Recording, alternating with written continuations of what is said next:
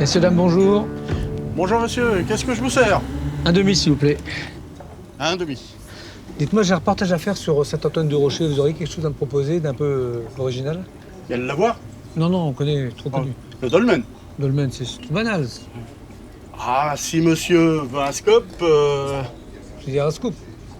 Alors si monsieur veut un scoop, Oui. il y a chez Mehmet. Chez Mehmet? Oui, chez Mehmet. C'est un élevage. 350 000 bêtes à cornes. Mieux que Texas. Mieux que Texas? C'est loin d'ici? Alors vous sortez, vous tournez à gauche. Bon, j'y vais tout de suite. J'y Oui, vais. et votre bière? Oui, bonjour. Alors, j'élève effectivement 350 000 bêtes à cornes, mais je crains qu'il y ait un petit malentendu. C'est quand même extraordinaire parce qu'une femme seule pour élever toutes ces bêtes à cornes, si je compte bien, ça fait 700 000 cornes. C'est pas un peu dangereux? Pour l'instant, non, je croise les doigts, mais aucun accident à déplorer, pourvu que ça dure. Et c'est destiné à quoi? La production de viande, de lait, de fromage, la peau peut-être? Alors, viande majoritairement, la peau un petit peu, Ouais. oui, principalement, mais... Et des corridas de temps en temps, non? Alors non, pas de corrida, non. Pas la région, tout à Non, fait. c'est pas la région. Bon, et toi le chien alors? C'est toi le gardien du troupeau là? Hein, c'est ça? Tout Oui. à fait, je vous présente donc Toby, mon chien de Toby. troupeau. Oui, qui me suit partout, qui m'accompagne lorsque je vais nourrir mes bêtes. C'est pas trop difficile de s'occuper de tout ce bétail là? Hein, Non. Toby? J'ai hâte de découvrir. Oui, j'imagine, mais je crains que vous ne soyez un petit peu déçus. Ah non, sûrement pas, sûrement pas. Bon, allons voir alors, Je suivez-moi. vous suis, je vous suis.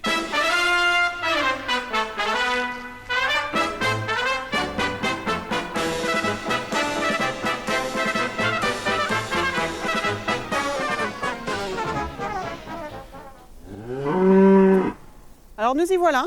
Mes 350 000 bêtes à cornes sont là. Si je m'attendais à ça. Je pensais bien qu'il y avait une petite confusion. Et voilà, mes fameuses bêtes à cornes.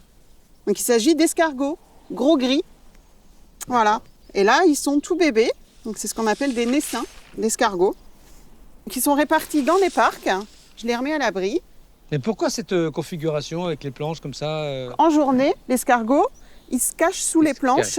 C'est un animal qui est nocturne. Donc il sortira à la tombée de la nuit quand il fait un petit peu plus frais. Et ils attendent la fin de journée, tranquillou. L'alimentation, c'est plus un complément que je dispose sur les planches supérieures, qu'on appelle les mangeoires. Farine de blé, farine d'orge, un complément en calcium pour la coquille, qu'elle soit bien solide en fin de croissance. C'est des escargots qui sont 100% français. Et je vais commencer à les ramasser en septembre, à peu près, et ça va s'échelonner, parce que vous imaginez bien que 350 000 escargots, ça ne se ramasse pas en une journée, jusque octobre, peut-être mi-novembre, en fonction de l'arrière-saison. Et toi, Toby, t'en manges des escargots toi aussi? Hein? Non, Non, il en guette mange qu'il pas. ne s'échappe pas, eh bien il me les surveille. C'est dans un petit parc des adultes qui sont des escargots de l'an passé. Ouais. Et alors à quoi on reconnaît qu'un escargot il a atteint sa taille adulte? Par exemple, celui-ci, Nombre de stries. non plus. Non. Ah, alors. Si vous regardez un petit peu de profil comme ça, vous voyez que la coquille, elle fait un petit tourlet.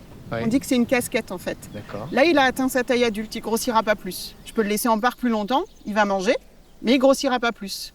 Et quelle production en dehors de la gastronomie? Quel est l'usage? Je développe une petite partie de cosmétiques Ouais. uniquement solides à la bave d'escargot. Donc j'utilise justement ces escargots-là qui sont arrivés à maturité pour récolter la bave. Le meilleur moment pour la ramasser, c'est au moment de la reproduction. Donc forcément, il faut qu'ils aient une taille adulte.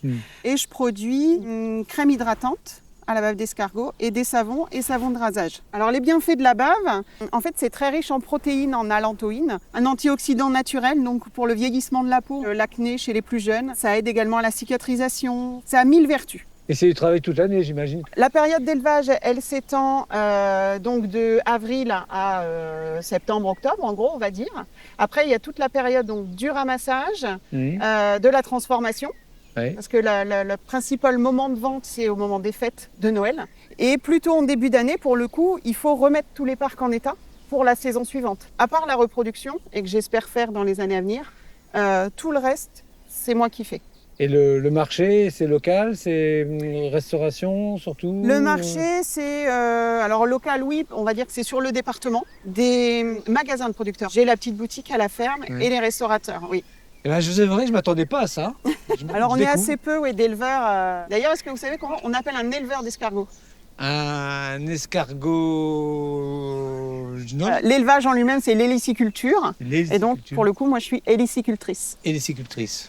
Et les panneaux solaires sont destinés à quoi? Vous imaginez bien que si j'avais pas un système anti-fuite, les escargots ne resteraient pas à m'attendre. Mmh. Donc il y a un tout petit filet électrique, en fait, comme pour le bétail. les grosses bêtes à cornes Mhm. finalement, et qui fonctionne avec des batteries et donc les panneaux solaires pour recharger les batteries. Et quant à l'eau, on a des cuves de récupération d'eau, Oui. où hors saison justement on récupère toute l'eau de pluie des toitures pour pouvoir arroser en saison les escargots. Alors, Mehmet, vous permettez que je vous appelle Mehmet? Avec plaisir. Nous sommes ici dans la boutique. Je vais vous présenter ce qui vous a intrigué le plus tout à l'heure lors de la visite, c'est-à-dire mes crèmes hydratantes à la bave d'escargot.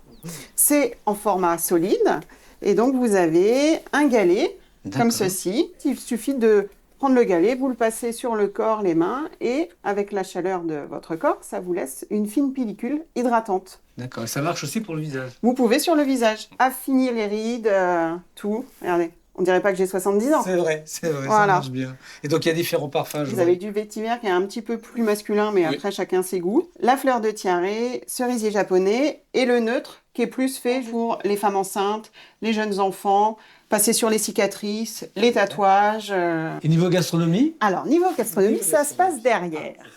Voilà. Dans le frigo. Rien de plus facile chez Mehmet. Tout est prêt. Ça se présente en petite assiette comme ceci. Mettre l'assiette au four. Vous faites chauffer 10-12 minutes, 180. Beurre persillé, ail, échalote. En ce moment, vous avez l'ail des ours, l'assortiment de beurre. Vous avez un beurre au chorizo, un à la provençale, un au Sainte-Maure, forcément en Touraine. Vous avez le préfou, où l'escargot est du coup mixé avec le beurre, et un bon pain fait par notre boulanger de Saint-Antoine. Et des petites quiches. Alors ça, c'est juste du beurre.